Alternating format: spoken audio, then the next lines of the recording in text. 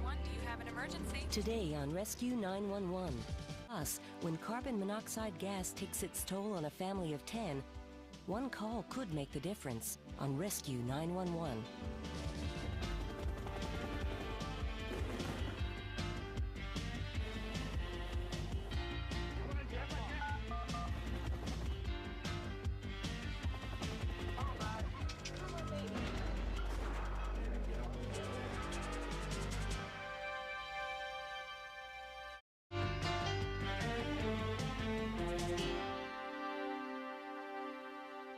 On November 7th, 1991, in Roseville, Minnesota, Tom Lang and his wife Jenny discovered it could be a fatal mistake to assume we're protected from danger in the comfort of our homes.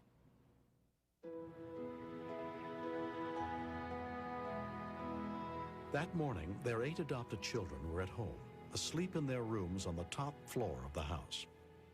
I woke about 6 o'clock, just before my alarm was to go off, to the sound of a thud upstairs. What's going on up there?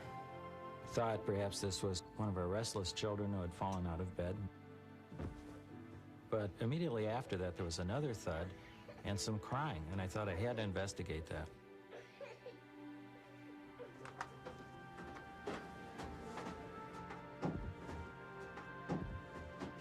By the time I reached the top of the steps, I saw Chuck lying face down in the bathroom. Chuck? What's wrong? I don't feel good. Dana? I'm just gonna get on. Come on. Dana, you too. Let's get going. Let me help you.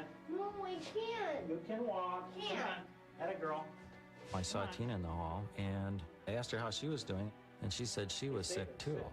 I don't feel so good either. My thinking at that time was basically that several kids had the flu, and that isn't unusual to have 3 or 4 kids at a time be sick in our household. A couple of the kids are sick upstairs. I think they have the flu.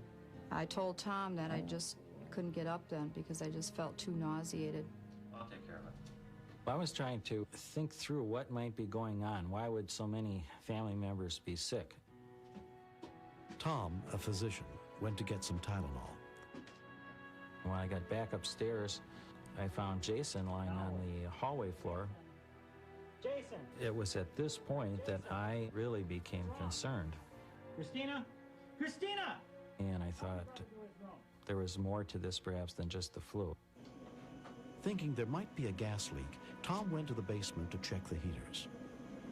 We hadn't been using our pool for about 2 months, but the burner seemed to be going full blast, and I couldn't turn it off. I didn't know what was going on, but I knew that heater shouldn't have been on like that. At this point, I felt a little woozy. As soon as I felt that myself, I became convinced that we were probably poisoned by carbon monoxide. At 7:05 a.m., a call came into the Ramsey County Sheriff's Department. This is Dr. Tom Lang. Yes, sir. All of us woke up sick this morning. There's a family of 10. Okay, what do you think the problem is? We think it's carbon monoxide. I called Ramsey Poison Control Center. Okay, so how sick is the sickest person there? We have coordination problems, and they asked us all to come into the gear. I have a van, but I don't think I can drive. Okay, Mr. Lang, what I'm going to do? Get my children down from upstairs. Okay, you keep them awake, and we'll send somebody right over. Thank you. All right.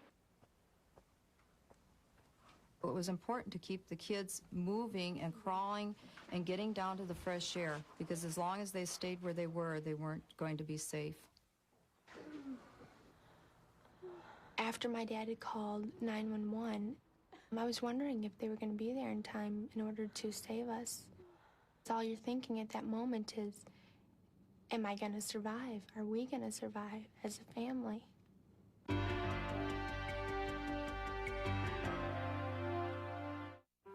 Tonight, a car full of teens crashes at high speed and a young man's leg is shattered by a bullet. Go behind the scenes with Toronto's busiest trauma units on The Critical Hour. Tonight on Discovery Health Channel.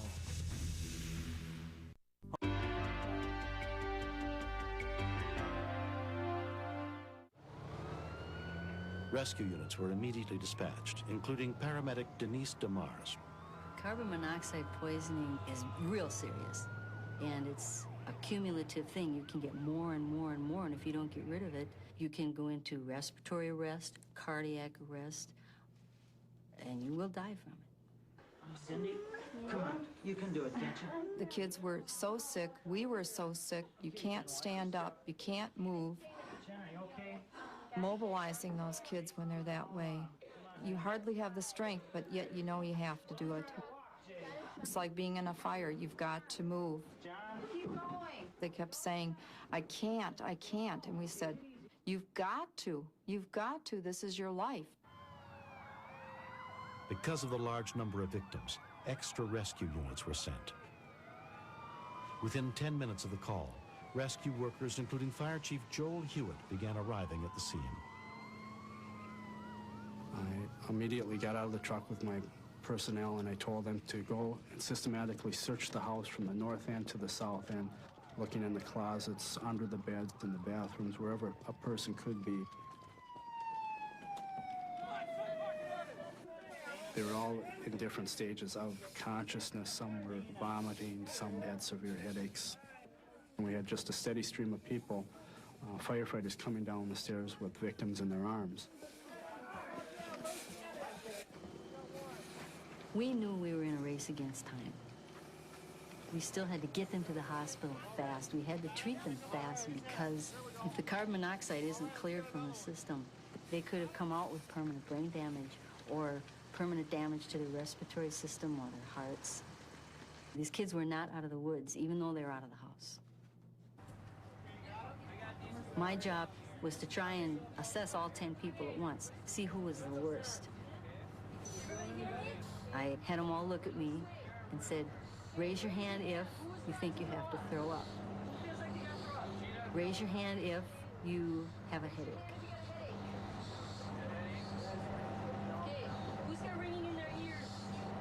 That's when I knew that the person who raised their hand all 3 questions was probably in a lot more trouble than the one who only had 2 or maybe 1 symptom.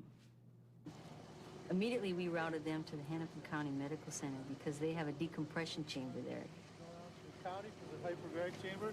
And then the people who were slightly less affected went first to the Ramsey County Medical Center.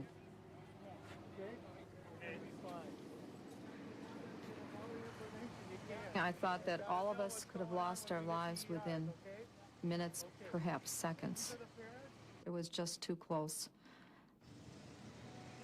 All 10 family members were treated and released without any sign of permanent injury. Tom and Ginny were treated in the emergency room by Dr. John McGill. Carbon monoxide poisoning is known as a silent killer. It's colorless, odorless, and tasteless. And if it had occurred early in the night, they may have slept into unconsciousness and death. So I think they're all lucky to be alive. An investigation showed that the heat exchanger on the pool furnace had corroded, causing dangerous gases to back up inside the house. If you think that you are suffering from carbon monoxide poisoning, the absolute first thing to do is get out of the area that you're in. The second is to call 911 or certainly get them to the hospital for evaluation.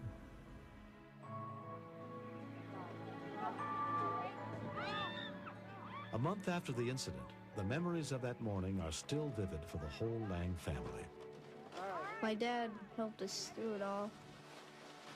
If he hadn't gone down and checked on the furnace and realized what was going on, I probably would have died.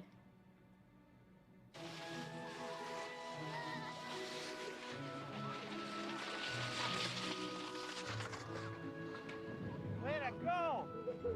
Way to steer, Dana! I've learned from this experience that we are very vulnerable to our environment, and I hope in some way that my family can be spokespeople for the silent killer that carbon monoxide is.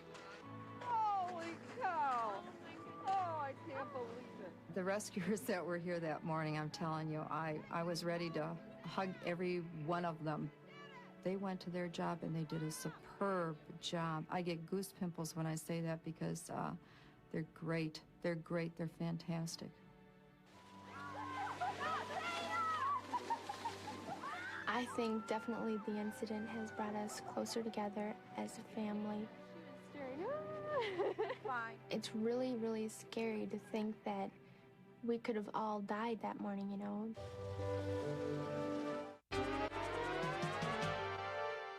Next, step inside the command center where the calls for help are answered and meet the real-life heroes who save lives. Stay tuned for another episode of Rescue 911. Next on Discovery Health Channel. Real life, medicine, miracles.